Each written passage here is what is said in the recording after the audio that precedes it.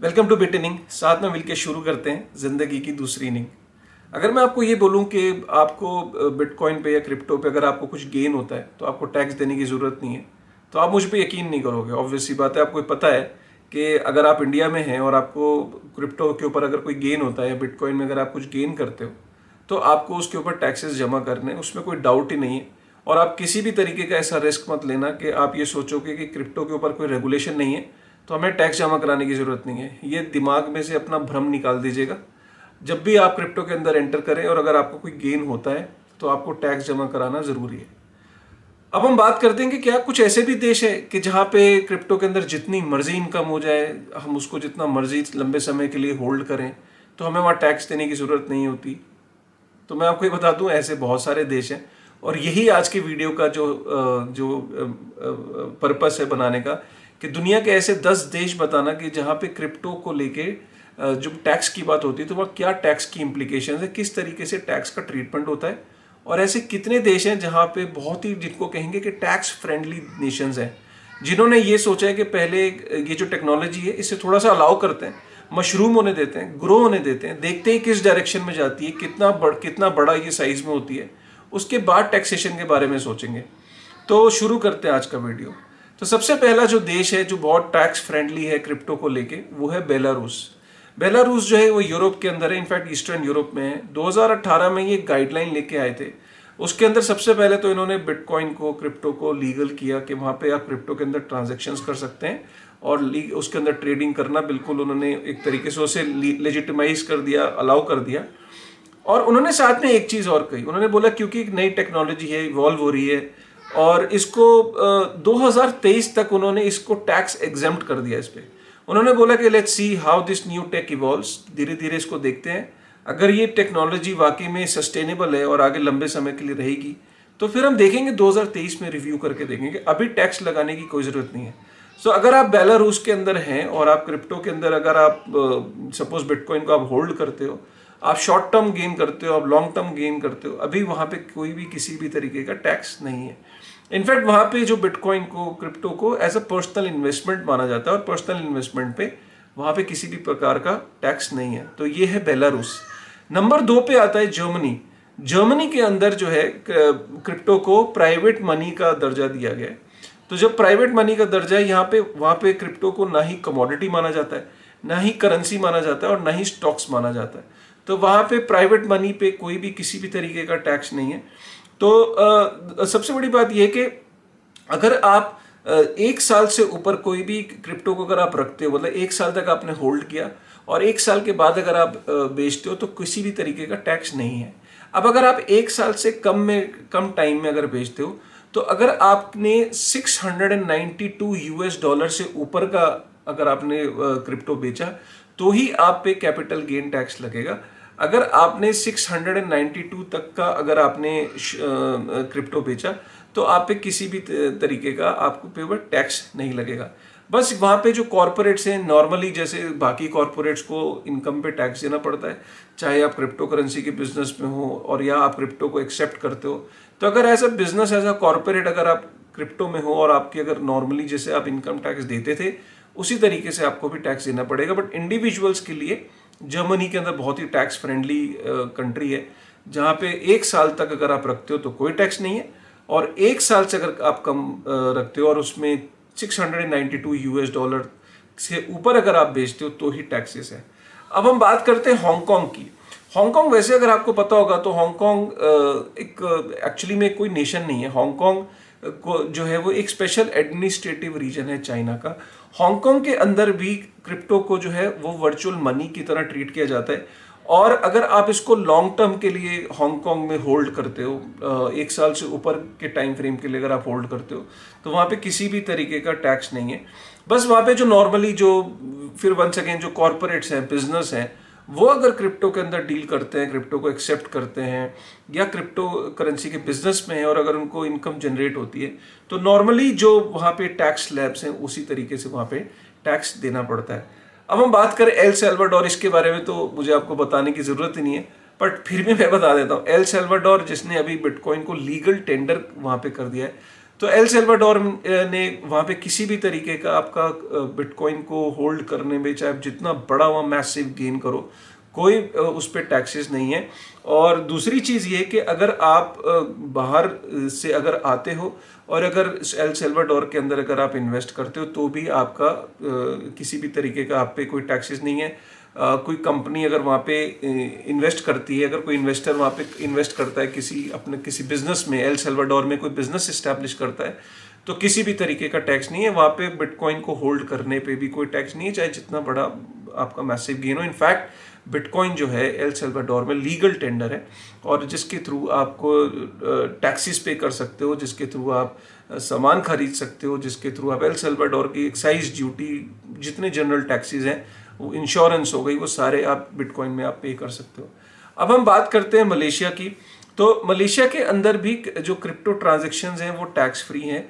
Crypto जो है वो क्योंकि क्रिप्टो वहाँ पे कैपिटल गेन के लिए, कैपिटल गेन टैक्स के लिए वहाँ क्वालिफाई नहीं करता, और क्योंकि क्रिप्टो ना ही एक एसेट है ना ही लीगल टेंडर है। जो मलेशियन सरकार का ये कहना है कि ना ही क्रिप्टो को हम लीगल टेंडर कह सकते हैं, ना ही क्रिप्टो एक एसेट है।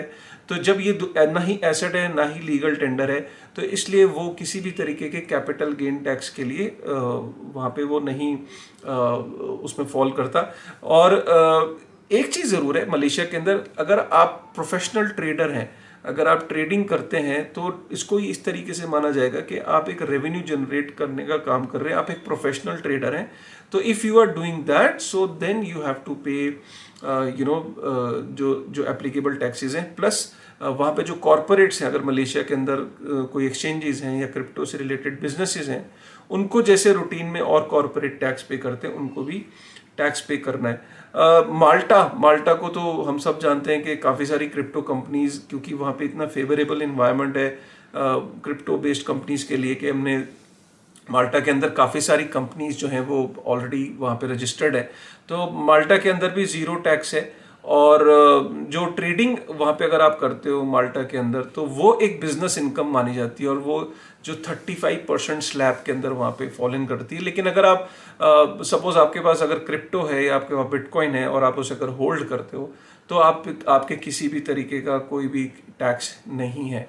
अगर हम बात करते हैं जो सबसे जो क्रिप्टो फ्रेंडली, बिटकॉइन फ्रेंडली अगर कोई नेशन है, तो मैं दो नेशन बोलूँगा। इनफैक्ट सबसे पहले मैं बोलूँगा पोर्चुगल के अंदर किसी भी तरीके का कोई टैक्स नहीं है होल्ड करने पे।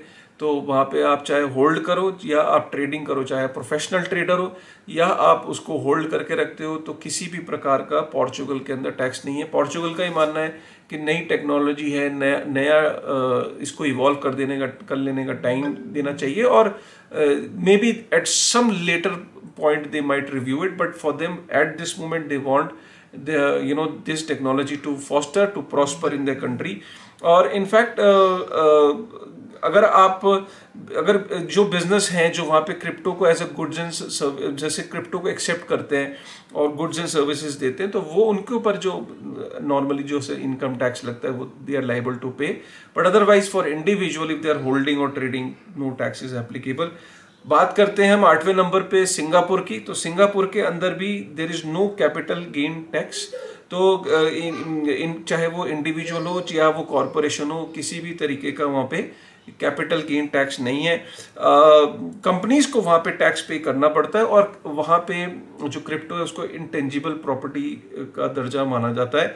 और वहाँ पे जो कंपनीज हैं उन, और जो वहाँ पे जो कंपनीज वहाँ बेस्ड हैं या क्रिप्टो के जो बिजनेस में हैं, और if they are generating any income, so they have to pay taxes. Otherwise, for an individual, it is really a tax-friendly country. You can say that.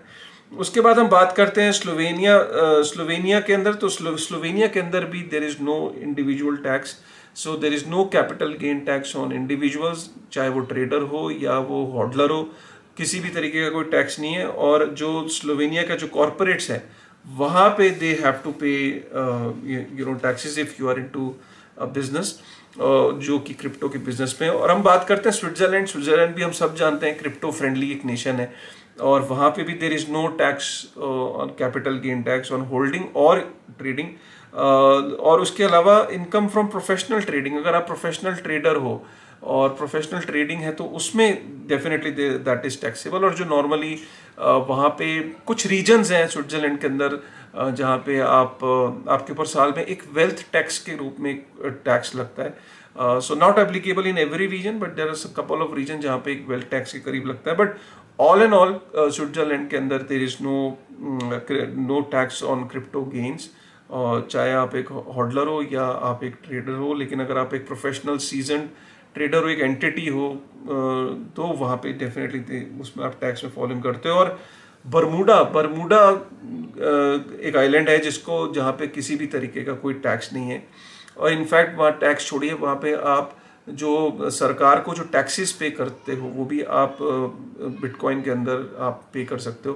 तो Bermuda once again is a very crypto friendly और bitcoin friendly island, जहाँ पे जिसको आप कहोगे कि tax friendly है। तो मैंने आपके सामने 10 से 11 देश बताए, फिर से मैं रिपीट कर देता हूँ, जहाँ पे number 1 Belarus, Germany, Hong Kong, El Salvador, Malaysia, Malta, Portugal, Singapore, Slovenia, Switzerland and Bermuda. तो ये थे हमारे ऐसे देश जहाँ पे टैक्स फ्रेंडली जो हमारी कंट्रीज हैं।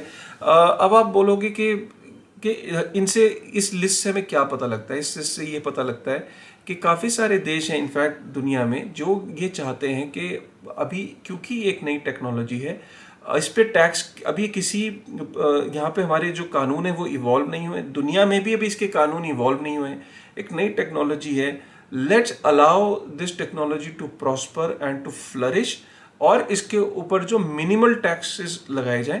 और मिनिमल टैक्सेस लगाने से क्या होगा कि जो इसके अंदर जो अपॉर्चुनिटीज़ हैं, जो बिजनेसेस हैं, जो इंडिविजुअल्स हैं, अगर वो इसके अंदर इसको एज ए एसेट क्लासेस में अपने पैसे को सेव कर रहे हैं, या अगर कोई जो बाहर के बिजनेसेस हैं, जो हमारी कंट्री के बिजनेसेस हैं, वो इसमें काम कर रहे हैं, so they are just trying to give them a window. ऐसा नहीं कि वो थ्रू आउट लाइफ वो कंट्रीज कभी इस पर टैक्स नहीं लगाएंगी। I am really not sure about it कि वो ऐसी कोई कंट्री होगी जो बट वो इनिशियल डेज में at least they're trying to give them a window. So yes, there is not a one country, I just told you there are 11 countries who are just trying to give that window, that space for the industry to groom, to allow them to prosper, to flourish. Maybe future में चल के they might tax them accordingly. तो ये था आज का video. I am sure आपको ये जो फैक्ट्स हैं, ये कंट्रीज, ये पसंद आई होगी। अगर पसंद आई होगी तो प्लीज़ वीडियो को लाइक करेगा, चैनल को सब्सक्राइब करेगा। ऐसे ही बड़े इंटरेस्टिंग फैक्ट्स हम टाइम टू टाइम आपके लिए लेके आते रहेंगे। और बिटनिंग के जो ट्विटर है और बिटनिंग का जो टेलीग्राम है वो डिस्क्रिप्शन में है, और ये जो कंट्रीज़ की लिस्ट है, जो सोर्स है, इसका लिंक भी डिस्क्रिप्शन में डाल दिया है, तो उसको ज़रूर आपको कर लेगा। और अगर चैनल पर अगर पहली बार आए तो प्लीज़ चैनल को सब्सक्राइब करके जाइएगा, ये आपसे मेरी रिक्वेस्ट है। आई एम श्योर कि आपको ये कंटेंट आपको ऐसा पसंद आ रहा है। So with this thought, thank you very much.